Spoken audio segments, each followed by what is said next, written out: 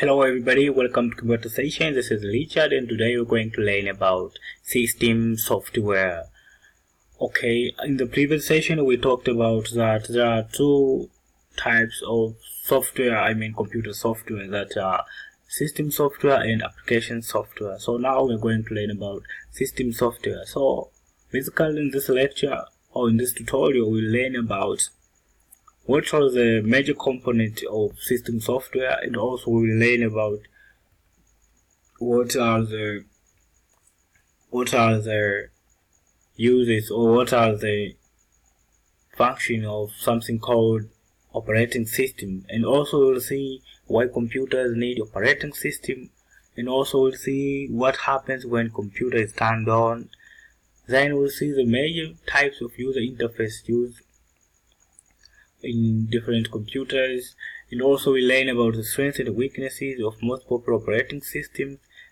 We'll learn about 7 system utilities that are considered to be essential, and then we'll start about data backup procedures. Okay, basically we'll start to understand how to troubleshoot computers, and also determine how the operating system can be solved in some ways of solution.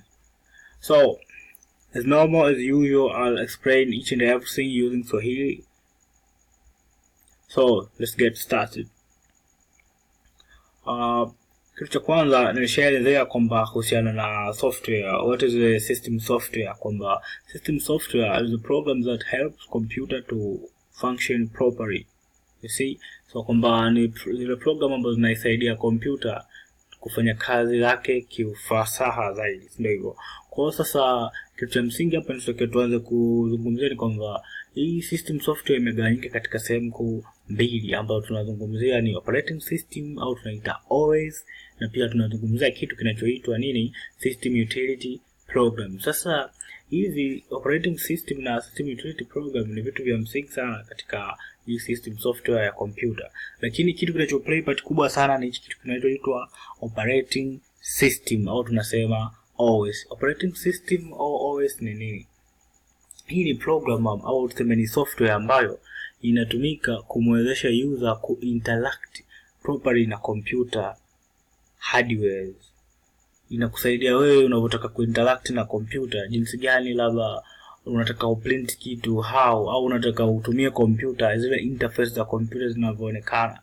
Unaona how zile program unavyozitumia zinavyoonekana. Ile ni kazi ya ya operating system, kuonyesha kuwezesha wewe kuweza kuinteract vizuri na computer hardware. Unaona wewe unataka uprint kitu, unajua una print vipi? Umeona hii operating system inakusaidia wewe. Kwa basically operating system ni software au niseme ni program ambayo inakuwezesha wewe mtumiaji wa computer kuinteract vizuri na computer hardware. Pia naona nimeshaanza kuzielezea kazi za operating system, basi nije direct na niseme kwamba kitakachofuata hapa nitaongelea kazi za operating system. Kama nilivyokwishaanza kusema, kazi kubwa za operating system ni kuianzisha computer, kumanage application ambayo tunasema application software, kumanage memory, kuhandle input and output devices message, pia provide interface for communication.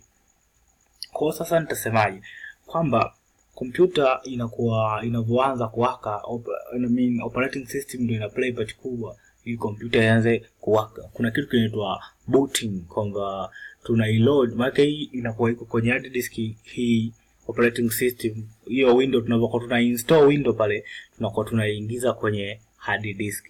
Unaona tunapokuwa tunaingiza kwenye hard disk, kwa hiyo inakuwa kule, maana nayo ni kama program, kwa hiyo inakuwa executed, sawa.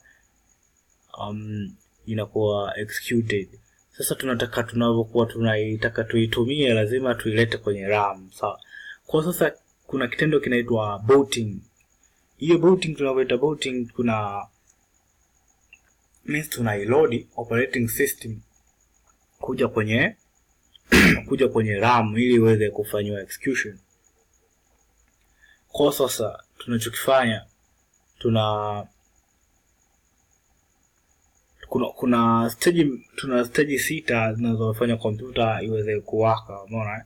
Kwa sasa Hapo kwenye booting kuna concept kidogo, kuna kitu kinaitwa cold booting na kuna kitu kinaitwa warm booting. Let's say wewe kompyuta yako ulikuwa umeiwasha, then ukataka uanze sasa kuiwasha, yani uianzishe starting computer when it has not yet been turned on, kwamba kompyuta haijawahi kuwashwa kabisa, wewe ndio unaiwasha kwa mara ya kwanza. Kwa hapo ndo tunasema cold booting.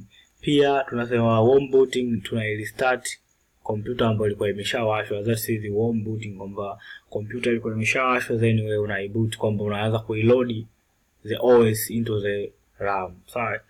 Okay, then kwa kitu cha kwanza, kompyuta inapowashwa kama operating system iko tayari ndani ya PC, kitu kinachofanyika tuna activate zile vitu vinaitwa BIOS and setup program. Tunaposema BIOS tunazungumzia input and output system, ambayo kazi yake kubwa ni kuelezea how the CPU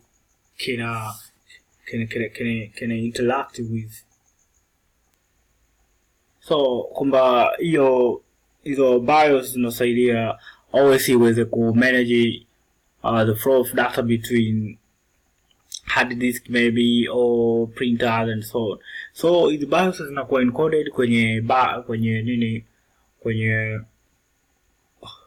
this we call ROM. That is a memory. That is ROM. That is the memory. I said it's read only memory. Kwa computer unavyoiwasha tu inakuwa inactivate hizi BIOS. So ikisha activate BIOS, hizi BIOS ni programs ambazo zinatumiwa na computer kufanya connection na hard disk labda na devices nyingine zozote zile. Kwa unapokuwa tu unaziactivate hizi BIOS, computer operating system inakuwa iko kwamba hii inaanza kufanya connection ya OS na hizo sehemu nyingine hizo. Kwa hiyo kitu cha kwanza ukisha activate hizo BIOS na setup programs, hizi ni programs ambazo zinakusaidia kucontrol computer hardware. Kwa hizi programs zote zikishakuwa activated, kwa hiyo inaweza kukusaidia wewe sasa computer kuanza kufanya kazi. Kwa hiyo ili computer sasa iweze kuanza kufanya kazi, kama tumesha activate hivi vitu vyote, kinachofuata kwamba tunafanya test. Computer inafanya test, sio wewe unafanya. Computer tunaita post, maana power on self test, kwamba ina test if all the hardware are good or are working properly. Kama let's say kuna keyboard, mouse zinafanya kazi au hazipo, kutakuwa kuna errors message zitajitokeza pale. Kwa mfano post failed, tunasema post failed ni ile test kama itafail, kutakuwa kuna notification unapata. Kwa mfano kutakuwa kuna beep sound au kutakuwa kuna error message itajitokeza, au computer haitawaka, ita stop. Sawa. Kwa hiyo hatua ya kwanza tumesema tuna activate computer yenyewe, ina activate BIOS ili kuwezesha operating system iweze ili kuiwezesha CPU iweze kupata data kutoka kwa user, au ili iweze kuiwezesha computer kuwaka pale inapokuwa inaanza, when it's turned on. And also stage inayofuata tuna load operating system. Kama tulivyosema, BIOS hiyo ni inatumiwa na CPU ku load the operating system kutoka maka, inafanya connection, inaitafuta operating system then inaiload into the memory. I think that's clear. Kwamba BIOS inakuwa ni program ya CPU ambayo inasaidia kufanya connection kati ya CPU na operating system. Then kwa hii BIOS ndio inakuwa inahusika na kufanya loading ya hizo operating system. Kwa mara nyingi kitu kinachokuwa loaded ni ile central part ya operating system ambayo inaitwa kernel. After that system kishakuwa loaded, then system configuration is being done, and check for configuration of drivers and some utility programs are loaded also, like antivirus software, speaker volume and control, power management option are loaded. After all of that are loaded, then the second thing is authentication of a user. User is supposed to log in. So as you see, unavyoiwasha computer yako pale, si unajua kuna wengine wanakuwa mara nyingi sana, kama umeweka password utakuta username profile, verify, authorize user, authentication, user. So pale unapokuwa umeiwasha kompyuta yako, most of time lazima itakuletea kwanza, wewe utakachokiona ni kwamba uje uingize password yako kama uliweka, lakini most of time kama ndo unakuwa unaiwasha kwa mara ya kwanza kabisa, inakuletea kwamba inatakiwa ujaze, uingize let's say user, utengeneze jina, pia utengeneze na password kwa mara ya kwanza kama unaiwasha. Lakini kama unakuwa umeshaiwasha, ulikuwa umeshainstall Windows na ulishatengeneza user account, kitu ambacho kinakuwa kinafanyika ni easy, kwamba wewe unaiwasha, procedure zote hizo zinafanyika in the background. Unachokuja kuona wewe ni hii procedure ya sita ya ku-authenticate, au unatakiwa uingie kwa kuandika hiyo password yako. Kwa that's the process, na hii process inafanyika kila kompyuta inapokuwa inawashwa. Kwa hiyo inatakiwa uelewe kwamba step ya kwanza, kompyuta inakuwa inactivate zile BIOS. Ile BIOS ni program ambayo inatumiwa na CPU kwa ajili ya kufanya coordination na kwa ajili